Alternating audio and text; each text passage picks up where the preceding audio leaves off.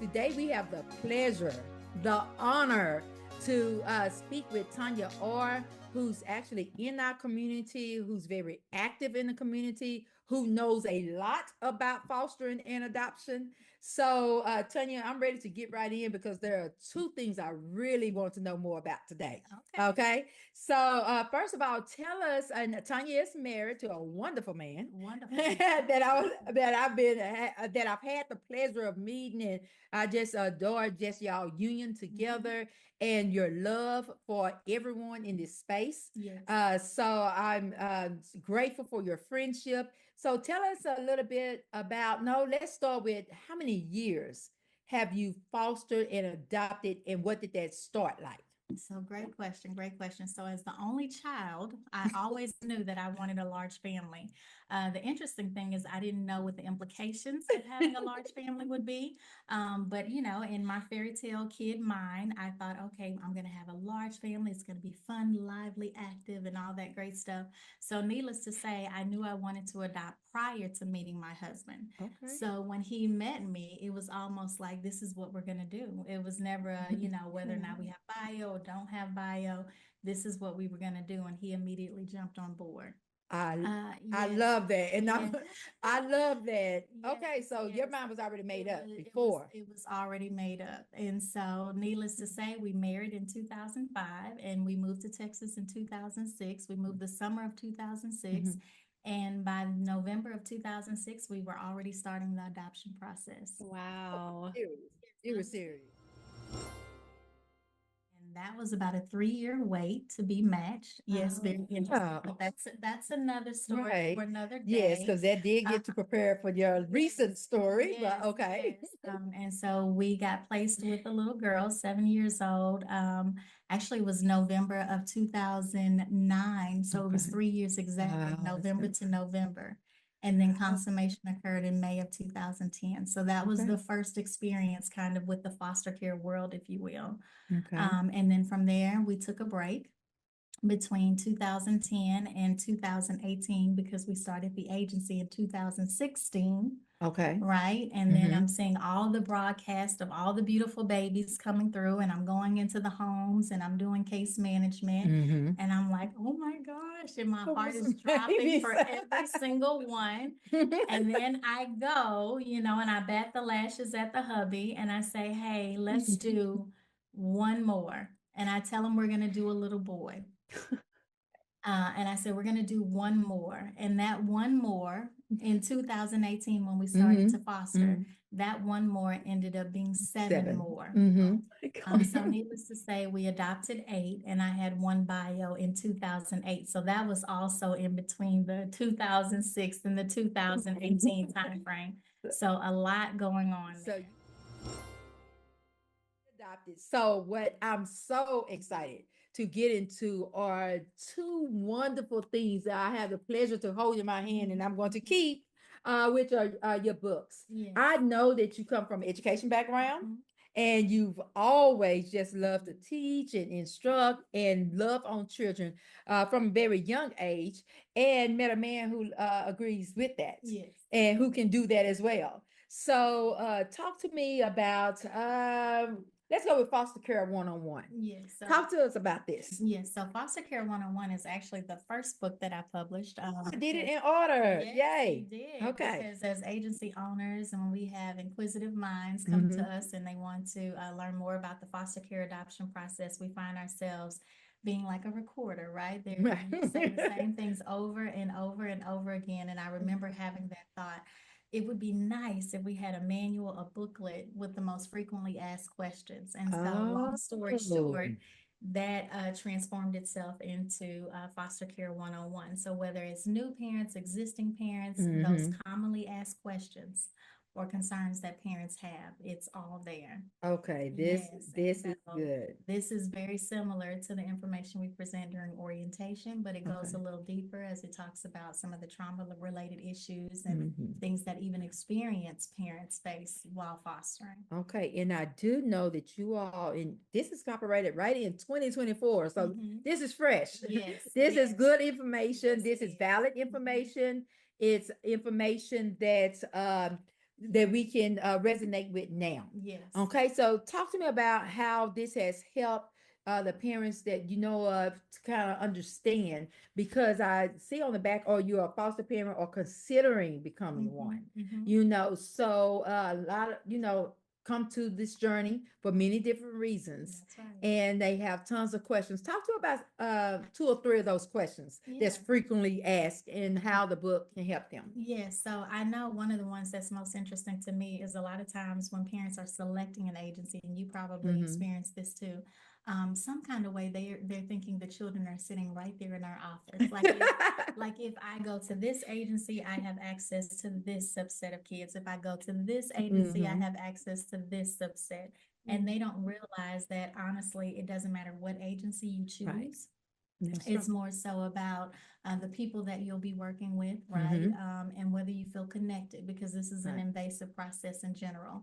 Oh, And yes. yes, yes. And so at the end of the day, it's about finding an ideal foster home. Now, whether that's based on location, whether that's based on your capacity, Right. whether it's based on what you're licensed for, Mm-hmm. that's what's most important. And then I also like to share with families that when you're considering fostering, this is truly a ministry.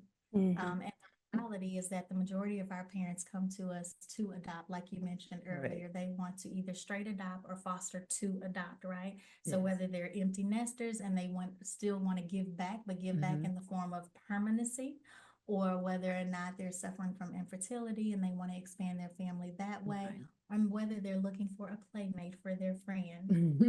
A lot of times when you learn of their initial motivations, it has very little to do with it being of service, Mm-hmm. which is why many experience, really deep heartbreak when reunification occurs. But the reality is, the way this industry is shifting, Right.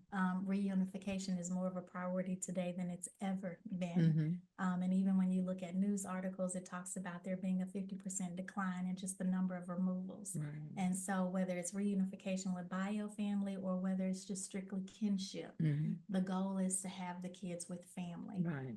And so I think it's really important on the front end for parents to recognize how this is a ministry. You Mm-hmm. are truly serving. This is Right. truly a selfless act. This is not about you in this Right. moment. Mm-hmm. And so, hopefully the book highlights for families that as well. Good, good. And now, in its insights and tips for new and existing. And existing And foster existing. parents.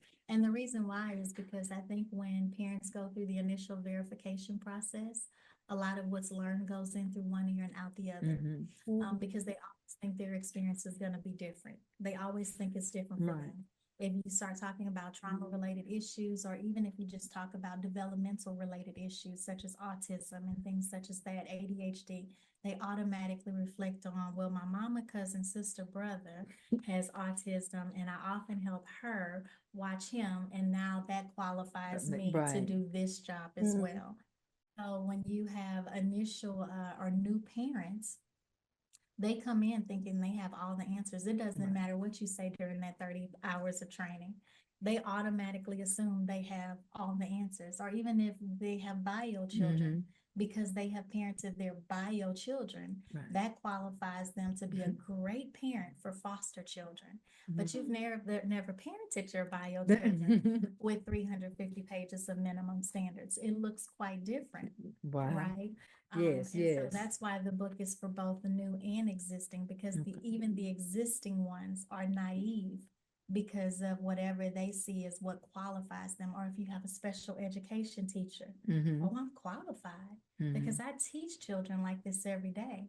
Yeah, but you don't take them home. Right. And it's different. And Yeah. they have always, and some of their trauma they're aware of, you're aware of, but we deal with children that we don't know all the trauma they've Yes. been through. We know Yes. why they were removed, Yes. you know, and what was shared. Yes.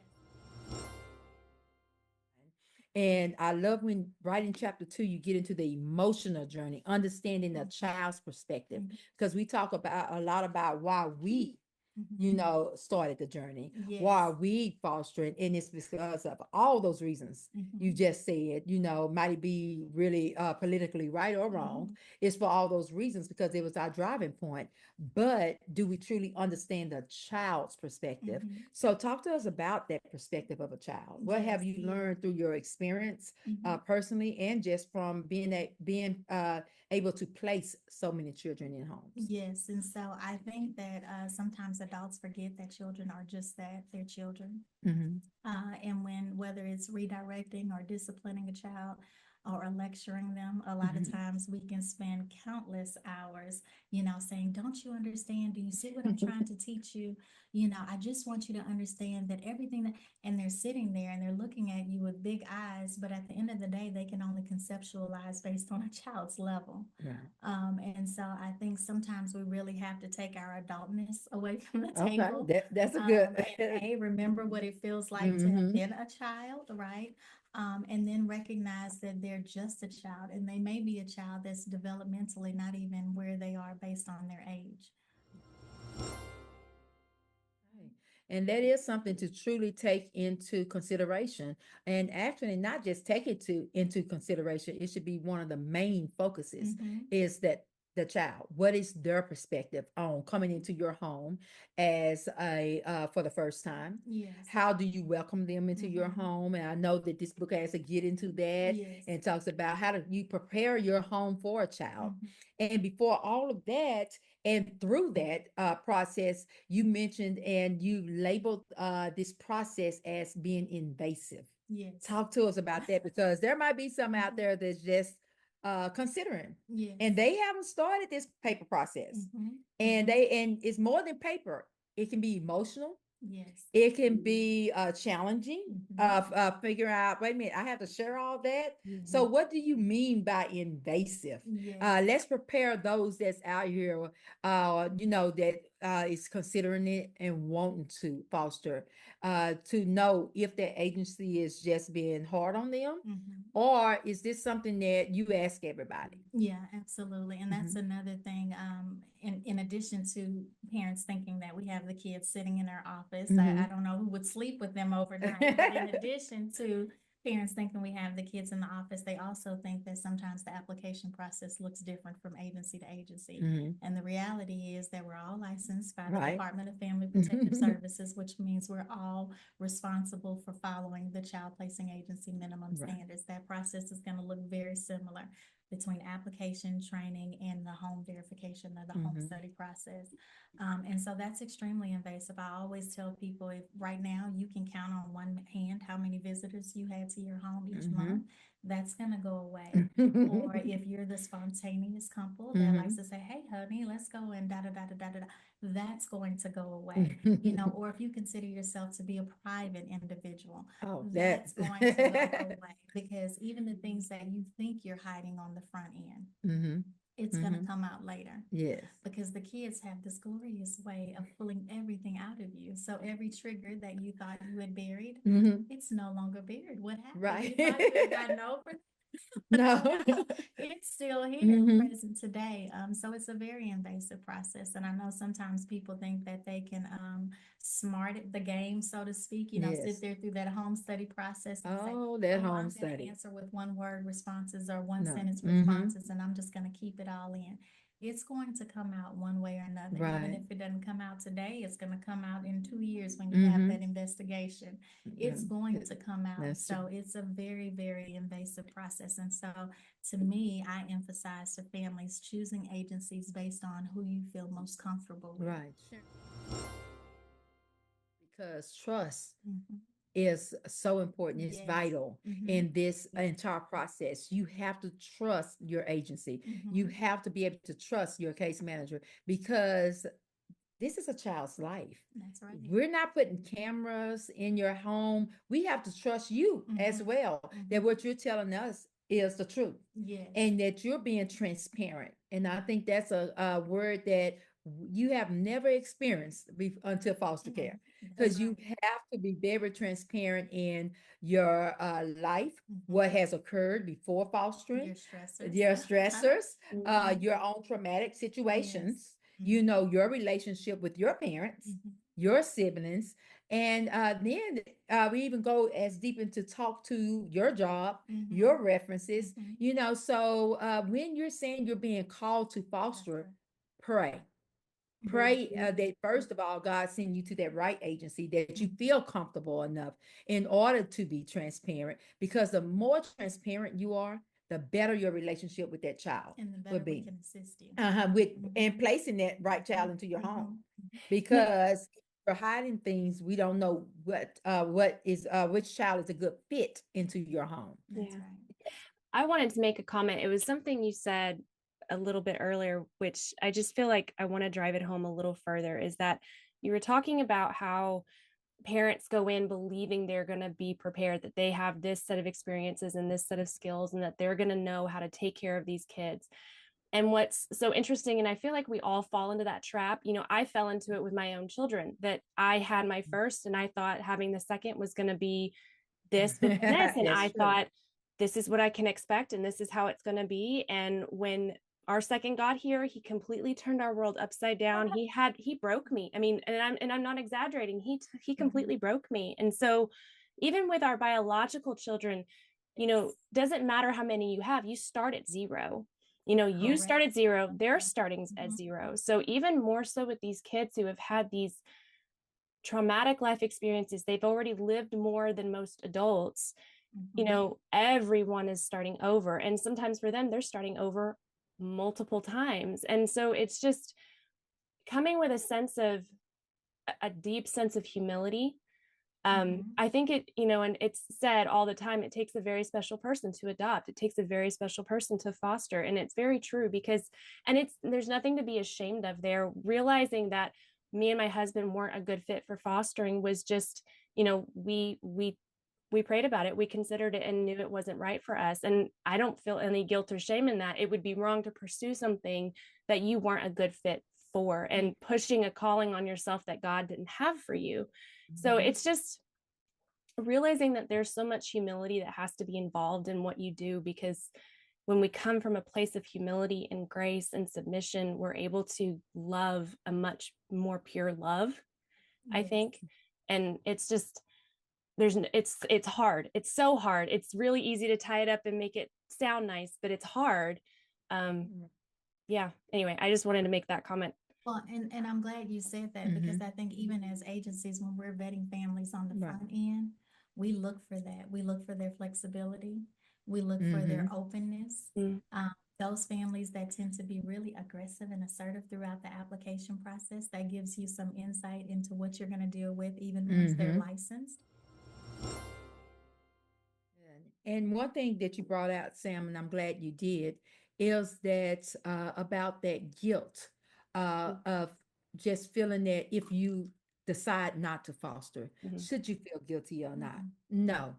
There is so much to do in this world. Mhm. And I'm talking about only fostering and adoption world right now. mhm, You know, in this space, there's so much. And that's why it has to be a ministry. Yeah. Sam is here with us today. She's not a foster mother. mm, She's not an Mhm. adoption mother. She's here because she has a heart for Mhm. those who are in the foster care system. So that's why we constantly say respite Yes. is so needed for those parents that's there. If you can babysit, if you can watch a child, if you can assist with transportation and go through, Meals. if you Mhm. can assist with meals, it is needed. Donations. Yes. We needed assistance with our website, ensuring stories. Mhm. Sam is on that. You Yes. know, so how whatever your calling is, it's not that okay, Lord, you put this in my heart and I didn't get approved for fostering and adoption, or it didn't work right with me, or I couldn't really handle it. Oh, okay, maybe I was wrong. No, that love is there. Yes. Let's see what God called you to Yeah. do. And that's part of what fostering foster care 101 is about. Mhm. Mhm. That's what the whole training is about. We have many families and parents that go through training and decide it's not for me, Yes. because they learn of all the good, all the bad, Mhm. all the not so good, you know, and the things in between. And Yes. that's why it's so important that we prepare ourselves through books Absolutely. like this, Mhm. not just if you're going to be new to fostering, but also to just kind of reunite yourself, kind of revisit your mission, revisit your goal. Why was I called to fostering? Why did I begin? So on those hard days as foster parents, we want to pick up something to say, okay, let me go back to the beginning. The same as we do with our word, the same as we do with our jobs. We have to be retrained. And that's why I was so excited to get into this first book. But it didn't end there. No, it didn't. It didn't. And there's other books in between. And I was gonna say this real quick too, because you made me think of it. But I think anyone who does anything, which is everyone, Yes.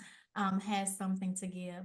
It literally, when you think about what your day-to-day routine looks like, your life, whether it's in the professional workforce, whether it's as a homemaker, however you serve daily, Right. there's something within that service that could be donated to the foster care world. Prime example, we had a lady who worked for a bank, and she filled out a grant application with that bank so that we could get luggage for the children in care.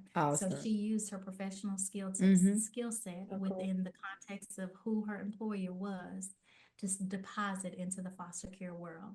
And so anyone can do anything. If you have a balloon artist, okay, that's great. You don't have to bring kids into your care. When we have this Christmas event, volunteer your balloon art. I love that. Caterers, things like that. I mean, anyone can do something. Right.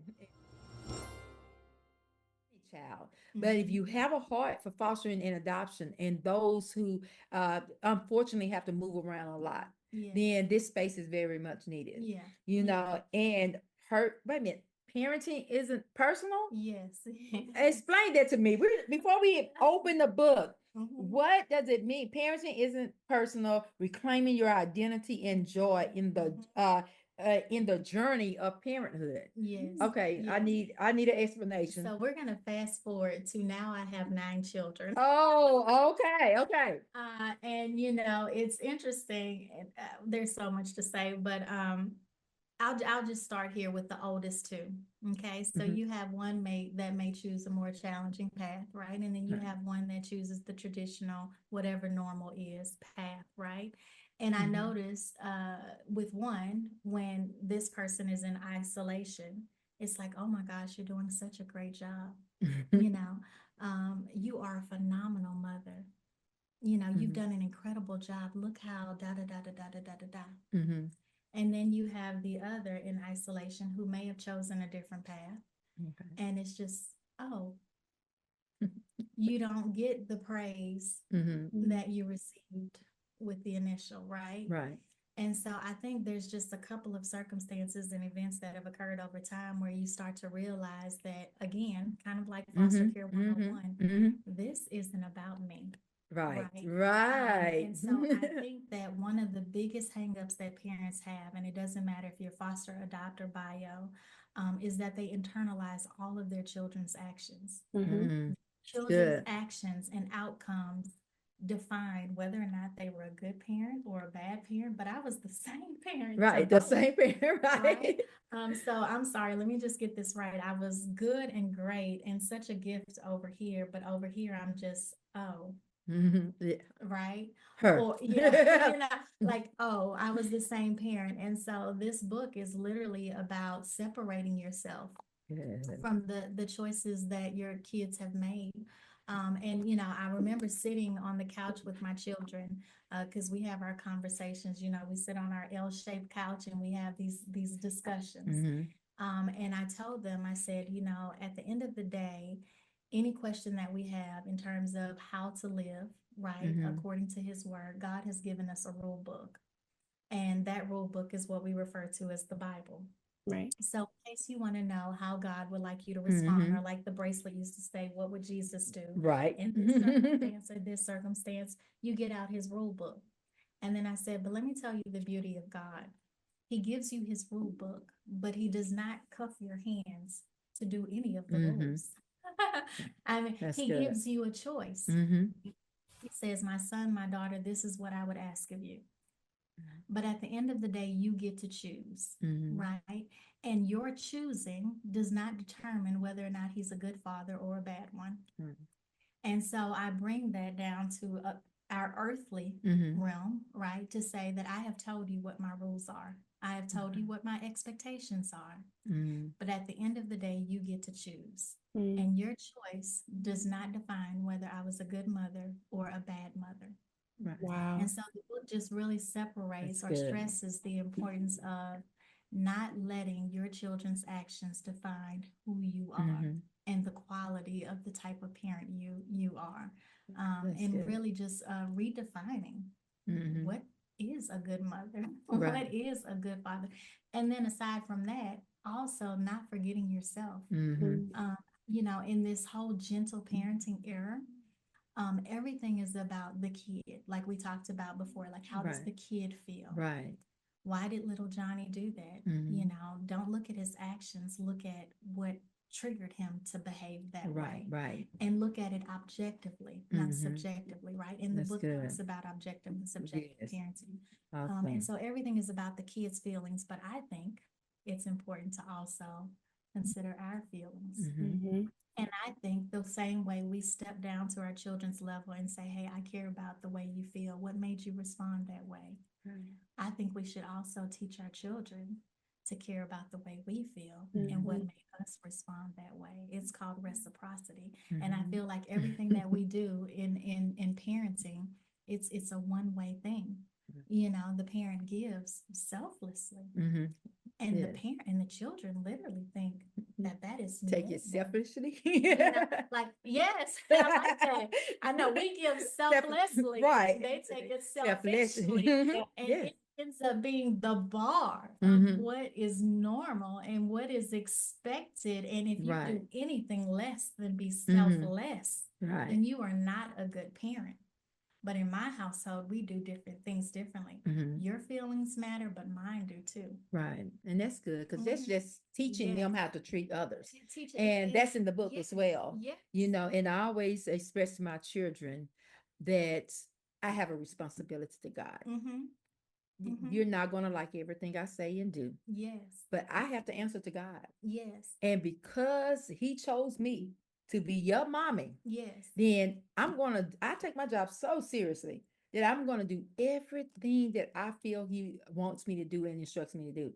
And if I'm wrong, which I will be because I'm not perfect, He's going to deal with me. Yes. You know, and that's so very important that we let them know because you as a You have to child, let you're them not know. dealing with me. Yeah, you have You to know, let you're them not going to know. deal with me. Yeah. God's going to deal with me because that's who I'm answering to. And I want you to answer to God as well. Yes. You know, but I have 17, 18 years to show you and instruct you. That's the training ground for you for life. And I'm going to take this job seriously. Correct. And if I chose you or had you, you know, it's so very important that I consult with God and then I act on His word. You talk about developing one's emotional intelligence, it starts Yes. at home. Mhm. And if you don't teach them to recognize the verbal and the nonverbal signals of how you feel, Right. then how can they establish that emotional intelligence? So my kids can recognize, and literally they can use big words to say, Mommy, is there anything that I can help you with? Because I know it's important for you to have your time too. That's awesome. That's Oh, awesome. absolutely. Like that container store child that I told you about. That's Like awesome. literally, she can recognize, Mommy, it's important for you to eat too. Because I Wow. give an example in the book of how, Yeah. you know, the dad is preparing the mother's coffee, and the child comes in and says, hey, Dad, Mommy likes her coffee cold. But the reality is, Mommy does not like her coffee cold. The child was just That's so used excellent. to Yes. seeing how the Wow. mom told after she spent the first couple of hours of her day serving others. That's awesome. That's awesome. And so I want the kids to recognize, Mommy, have you eaten? Yes, but I love that they're recognizing their own emotions, And they're and that's recognizing important. others Yes, too. and they're able to articulate it. That's right. And that's when we can start decreasing some of those behaviors. If we can recognize And what's verbalize. going on and then verbalize it, then we can change it. Yes. And then actually we can strategize in order to cope with what's going on. That's right. So, I mean, that is powerful and it has to be taught. It's It not has something to you be just come taught. out knowing. It has to be taught. So, And if we don't have our children respect that we are Yes. indeed human Mhm. and we have Yes. big feelings too, Right. I don't know how we can be our healthiest self to truly serve them in our fullest capacity. I don't know how we can do that. That's where the burnout comes, the depression, the anxiety. Powerful. You all, that is parenting isn't personal. We Yes. cannot take it personal, Mhm. personal where we take our children out of it or we take ourself out of it. We have to know this is a personal journey and every child is Mhm. different. Every Every child is child's going different. to look different. We're going to have to start, I think Sam said on zero Mhm. with each one, if it's a bio child or adopted child or a foster child, but Mhm. it has to start with us realizing who we are, Yes. us taking care of ourselves. Mhm. I mean, even on an airplane, they tell you in their instructions To to put your mask first. on first Mhm. and then try to save someone else. And that's what Yes. you're telling us here. Yes. Don't take it so personal or personal that I neglect myself. Yes. Yes. And what I'm getting back from a child isn't just solely based on what I'm doing. It's not, I can't get in my feelings because I don't have time for that. I have 17, 18 years to Yes. raise that child. Yes. So I got to get busy That's right. because That's right. then they're Or going to be even in the world longer. We pray that absolutely. they're in the world longer Mhm. than under our roof. That's right. Mhm. You Think I just hearing other people's stories or like even within the homeschool community, know? Yes. and you see parents that have literally stopped everything. I mean, these parents, they have degrees, they had Mm-hmm. careers at one point in time, Right. and but they gave up all of that, Mm-hmm. to raise their children. And then you see once the kid is 18, they're going off to college, and the parent literally is trying to figure out, what What do to I do? do now? And I just don't understand, why did you ever have to stop? Right. Right. That doesn't mean if you didn't want to work in the workforce, because you wanted to be home with the Mm-hmm. kids, that's fine. But why did you have to stop dreaming Right. to raise the kid? Why did you Mm-hmm. have to stop doing those things that are important to you to And those raise that things you child? And love. that can Mm-hmm. look different. Yes. It doesn't mean 8 to 5. So what? You quit the job, that's fine, to Mm-hmm. be home with the kid. But you didn't have to stop dreaming. Right. Mhm. So the Yes. last thing I'll say is, even at 7 o'clock, from 7 to 8 every day, the Mm-hmm. children get to use their tablets. They have that 1 hour because they're using their tablets, because that's my time. Right. And Okay. so if it is 7:01 or 7:02 and a kid comes up to my door, I say, this is my time. Right. Right. And you redirect them, you turn them back around. That's And you'll good. be surprised. It doesn't matter if they're 3, they're 4, they're 5, Mm-hmm. they catch on and they Yes. learn, Yes. and they learn. It may take a couple of rotations, right? Mm-hmm. Mhm. But you learn. That's good. Mm-hmm. That is so Mm-hmm. good. That's so good. Tanya, we've learned so much. Yes. And we actually have so much to think about. And now we have questions to even ask ourselves, not just about the way we parent and if we're parenting intentionally, because your books really give us the direction, to make sure that when we're making these decisions, we're thinking of the child Yes. outcome that we Mm-hmm. want. We're teaching about the and thinking about the culture that we're setting in our home in Mm-hmm. order for everyone to be self-sufficient Yes. as well as aware of what's going on around them and others' feelings. That's And right. those are all situations and strategies we want them to be able to take into their life. Mm-hmm. And we want them Mm-hmm. to be able to teach other people and show other people because that's going to make them a productive citizen. Yes. If they can read the room, Mm-hmm. if they can, experience their own emotion Mm-hmm. and cope with their own emotions, regardless of whatever situation they find themselves in. But it Yes. has to start with the respect for themselves and the respect for others around them. Absolutely. So thank you for that. Remember, there are 2 wonderful books out here. We have Parenting Isn't Personal, and we're gonna actually, if once you give us the information, we'll put it up for everyone. How can they get a copy? Because that's great for me to have it, Mm-hmm. but I'm reading these. Yeah. Okay, so they're gonna need Yes. their own. And then foster care 101. This would just be great for any agency. We're all in this together. Yes. We partner together. Yes. Right in the same community, probably within 15 Mm-hmm. minutes Mm-hmm. of each other. And there's so much, just like there's a church on every corner, down every street, and that we still have souls that need to be saved. That's right. There are still children that need you all, whatever capacity is. If you're just a Sam out there with a love for children and a love for those that's in foster care system, and you're able to use your gifts to assist and get the word out and to help other children. If you are like the lady who can just bake something and cook and have sales there, if you can just and I'm not going to say just because I do not know how to do balloon art, but I love it. Me neither. So if you can make balloons for children and bring those big smiles on their face, if you can babysit, if you Paint can the rock, face, yes. face Face painting, if you can rock a child to sleep, sit with them in the cafeteria. Let's ask the question to God and to yourself. Ask God for direction and ask Him for your discernment and to be clarity for you to know exactly what He's sending you to do.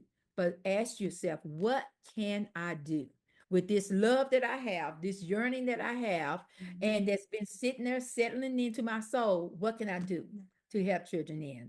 So thank you again, Tanya. Thank you, Sam, Thank for all your you. input. We will put up the information about both books. Go out, get it, share it with someone. If you know a foster parent, it'll be a great gift. Great birthday gift, great Christmas gift, a great just I love you gift, or I'm thinking of you gift. So let's go out and just love on one another to make our community better. Thank you. Thank you.